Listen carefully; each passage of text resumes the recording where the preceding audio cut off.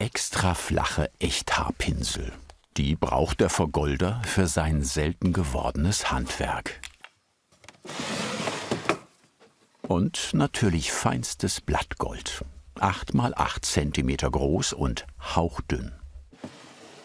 Außerdem ein lederbezogenes Brettchen, ein Messer und Pinsel.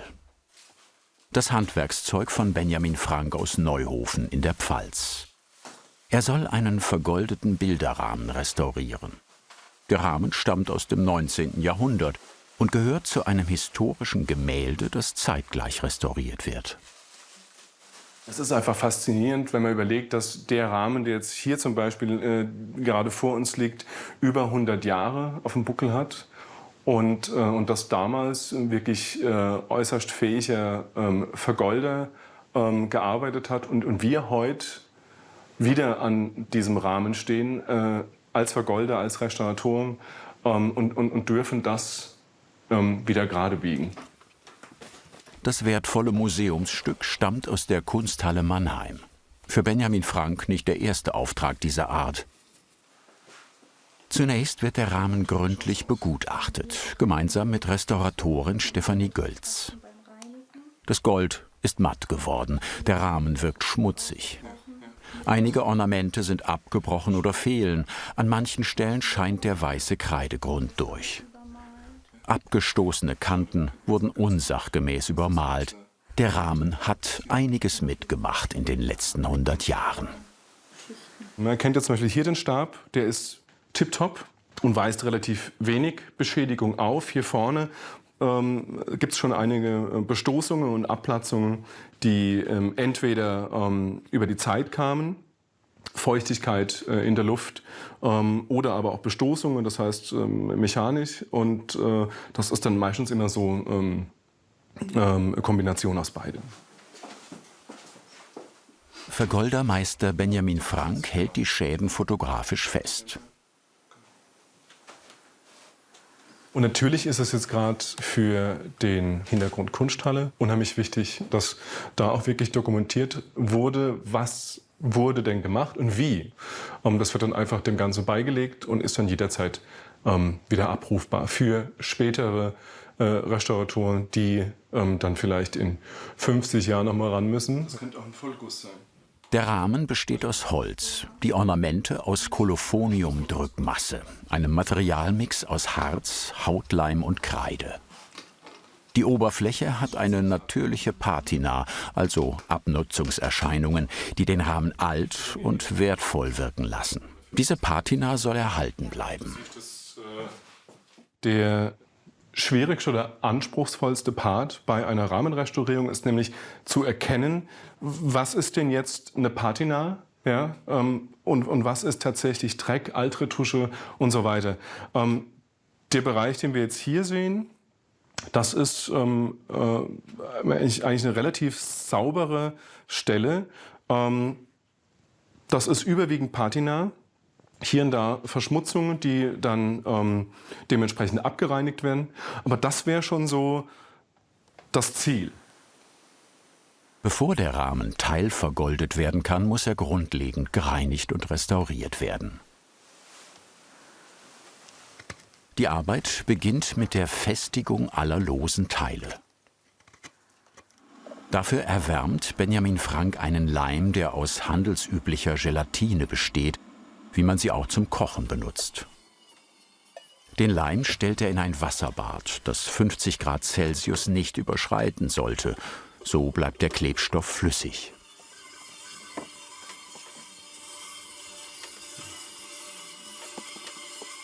Fünf Wochen Zeit hat Benjamin Frank für die Restaurierung und Vergoldung. Dann wird auch das historische Gemälde in der Kunsthalle Mannheim fertig sein.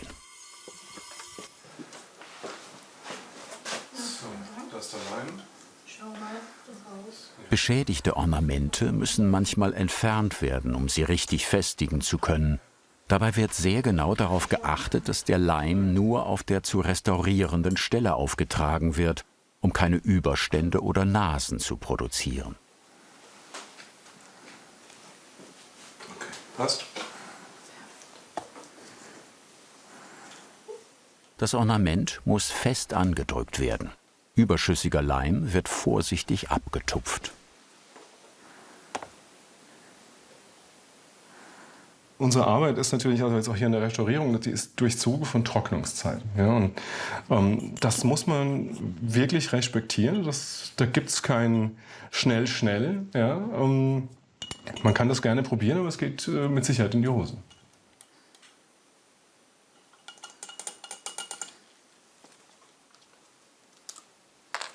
So, kommst du, Stefan?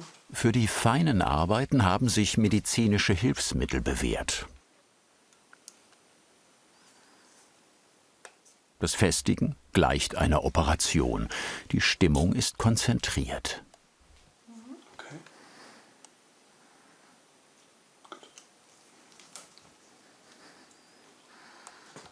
Das Schlimmste, was einem passieren kann, ist, wenn man dann schon an der Retusche ist. Ja, und dann fällt einem auf einmal auf, dass man in dem und dem Teilbereich nochmal eine lose Stelle hat, die man übersehen hat. Dann heißt es nochmal von vorne. Ja, das heißt, wir schauen jetzt, dass wir jeden Schritt sauber durcharbeiten, dass es später nicht noch einmal erfolgen muss.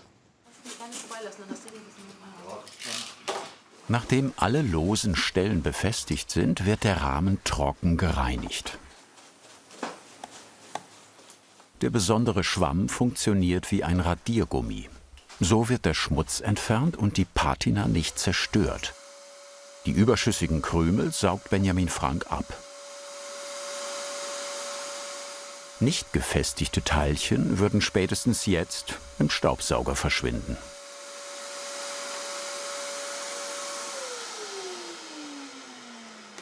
Man kann jetzt nicht einfach drauf losreinigen und in dem Glaube sein, dass es genauso funktioniert wie bei dem Rahmen davor. Denn also jeder Rahmen muss für sich durchkontrolliert werden, getestet, auf was reagiert er, wie ist das Ganze gearbeitet, ist das die und die Vergoldungstechnik, gab es da schon damals eine künstliche Patina. Ab jetzt wird feucht gereinigt. Die künstliche Patina ist eine Technik, die den Rahmen schon im Neuzustand antik wirken lässt. Dieser Rahmen ist natürlich gealtert. Die Patina ist echt. Bei der feuchten Reinigung kommt sie nach und nach zum Vorschein. Bei der Restaurierung kommen viele Wattestäbchen zum Einsatz. Die dreht sich Benjamin Frank am liebsten selbst.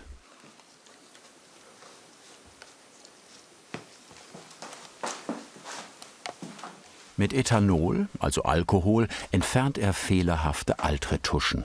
Eilige Restaurierungsversuche eines Vorgängers, der mit einfachem Bronzelack fehlendes Gold übermalt hat.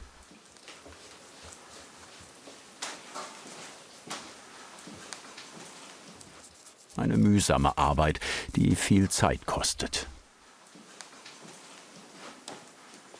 Also es braucht auf jeden Fall ein kunsthandwerkliches Talent, ganz klar. Unheimlich viel Geduld, Fingerspitzgefühl und ja, auch Liebe zum Detail. Als nächstes werden fehlende Ornamente ergänzt. Dafür muss er vorhandene Muster abformen, um passende Negative herzustellen. Was im Vorfeld gemacht wird, ist ein Talkum auf die etwaige Stelle aufgebracht wird, um einfach zu verhindern, dass diese Knetmasse sich dann festsetzt. Die Silikonknetmasse besteht aus 2 Komponenten, die gründlich vermischt werden müssen. Die alte Vergoldungstechnik besteht aus vielen Schichten. Unter dem Gold liegt das sogenannte Poliment, eine spezielle Tonerde gemischt mit Hautleim. Dieser Untergrund aus Poliment, meist braun, rot oder ockerfarben, lässt das Gold später erst richtig glänzen. Dank dem Talkumpuder bleibt beim Abziehen nichts davon an der Form hängen.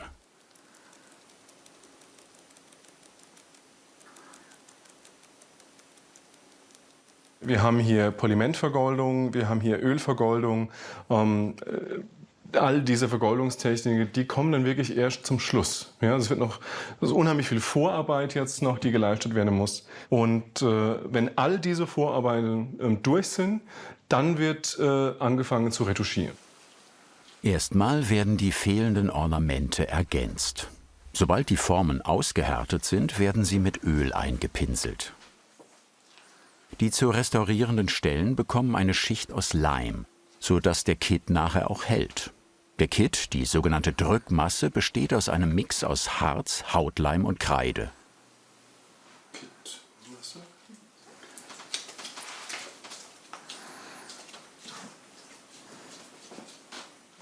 Die Ergänzungen werden später, wie vor 100 Jahren, polimentvergoldet, sodass kein Unterschied mehr zu erkennen ist. Fehlende Verzierungen werden mit Drückmasse ergänzt und anschließend mit den eigens hergestellten Formen reproduziert.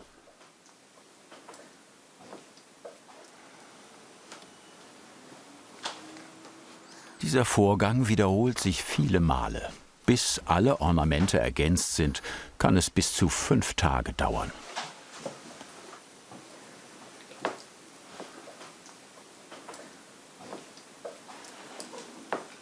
Der überstehende Kitt wird mit medizinischem Besteck entfernt. Für die Feinarbeit kommen wieder Wattestäbchen zum Einsatz und Spucke.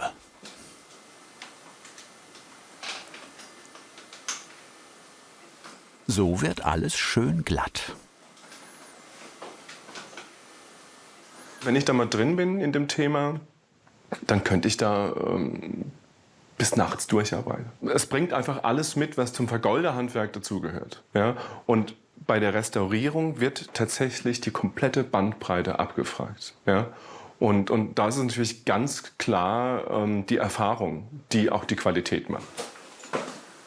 Und die hat auch ihren Preis. Mehrere tausend Euro kostet die Restaurierung dieses historischen Rahmens aus dem 19. Jahrhundert. Nach 5 Tagen ist der Rahmen rundherum gekittet und getrocknet. Alle fehlenden Ornamente wurden ergänzt.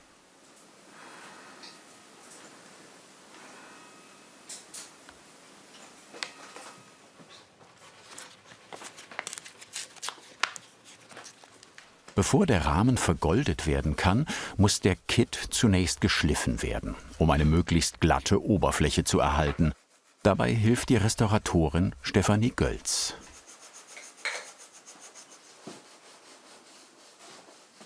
Wir haben im Hintergrund hier noch eine schöne Schraffur.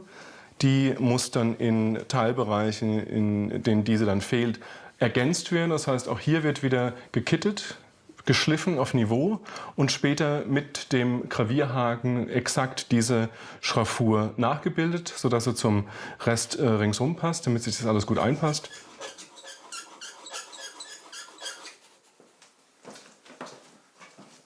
Die Vorbereitung für die Polimentvergoldung beginnt mit einer Grundlage aus Leim.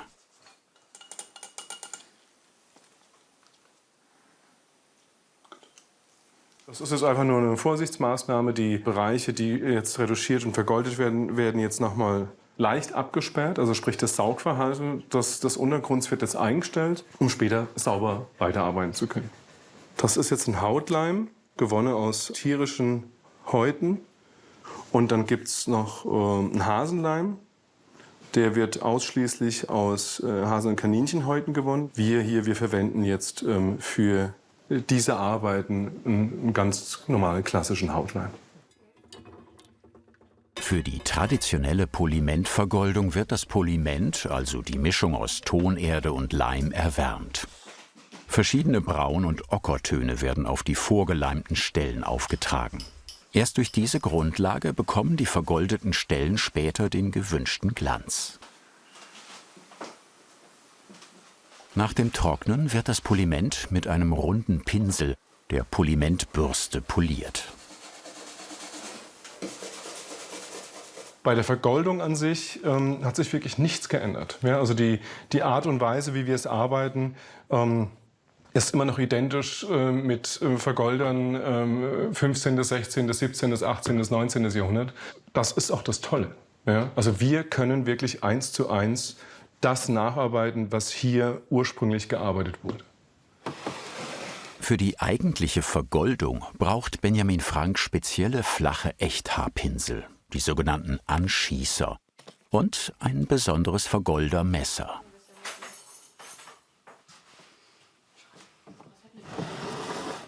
Das Blattgold kommt in kleinen Heftchen. Jedes Blatt liegt einzeln darin, getrennt durch ein feines Papier.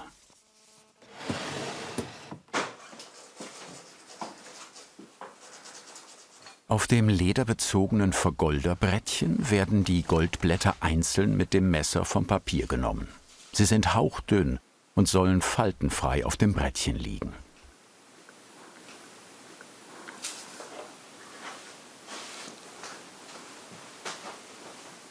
Mit dem Vergoldermesser schneidet Benjamin Frank die 8 x 8 cm großen Blättchen in Form.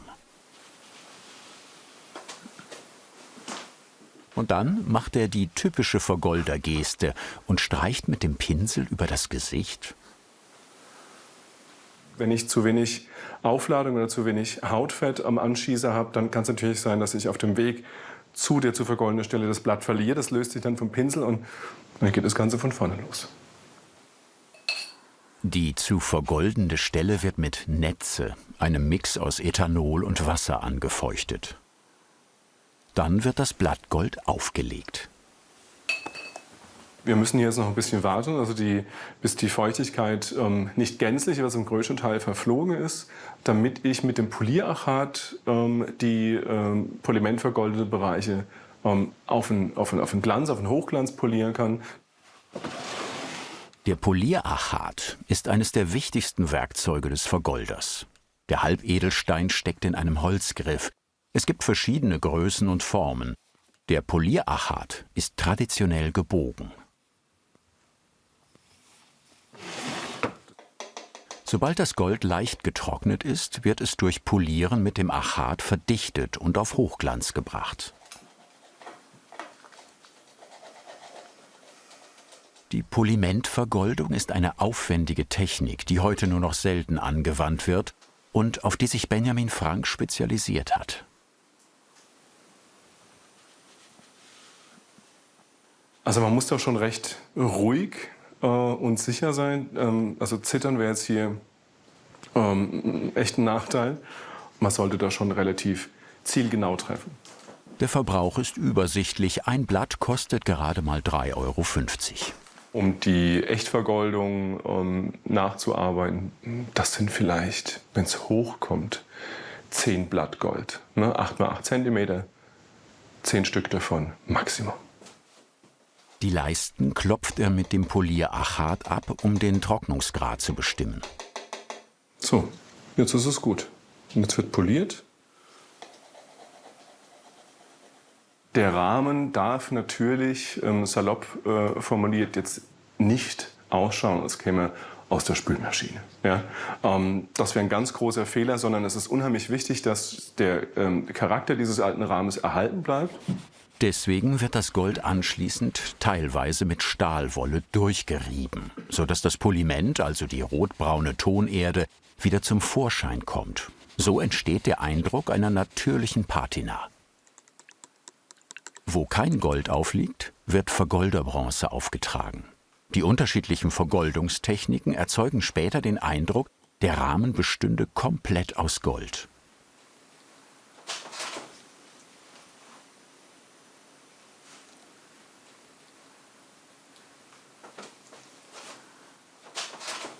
Zum Schluss wird auf die neu vergoldeten Stellen noch eine allerletzte Schicht aufgetragen.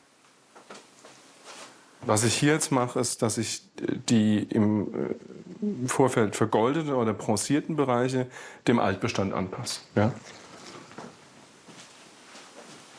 Die besondere Kunst des Vergolderhandwerks besteht darin, die Oberflächen so wiederherzustellen, dass der Charakter des historischen Rahmens erhalten bleibt. Das Ergebnis: eine authentisch wirkende Patina, wie sie zu einem über 100-jährigen Bilderrahmen dazugehört. 90 Stunden Handarbeit stecken in dem historischen Prachtstück. Alle Beschädigungen sind verschwunden, die Ornamente wieder vollständig, der Rahmen wirkt tadellos. Auch Vergoldermeister Benjamin Frank ist zufrieden.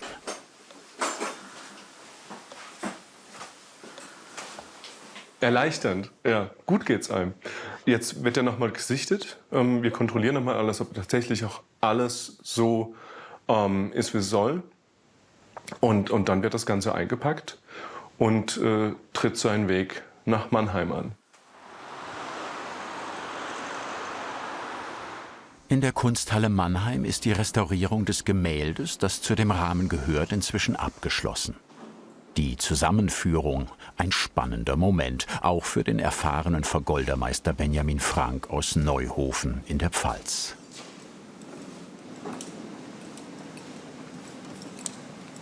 Er wurde jetzt safe abgeliefert und alle sind happy. Ja, und jetzt kommt das Gemälde zum Rahmen. Ja, und ich bin natürlich gespannt, wie das Ganze aussieht, wenn es hängt. Das Bild Morgen auf der Themse, ein Werk des deutschen Malers Rudolf Hellwag von 1907. Vorsichtig wird es in den Bilderrahmen eingesetzt. Darauf haben die Restauratoren der Kunsthalle lange gewartet. Bild und Rahmen sind wieder vereint.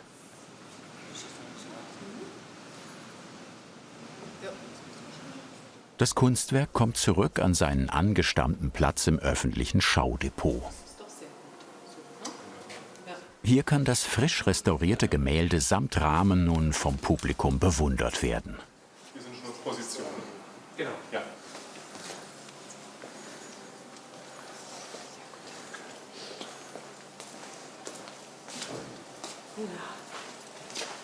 Nach 5 Wochen intensiver Arbeit erstrahlt das Bild in neuem Glanz. Natürlich hat es sich gelohnt, klar. Ich bin sehr zufrieden mit unserer Arbeit und ich bin total begeistert von der Restaurierung des Gemäldes. Toll. Ja, das ist echt schön. Wirklich. Wow. Ja. Fasziniert dich Handwerkskunst genauso wie uns? Dann jetzt den Kanal abonnieren und keine Folge verpassen.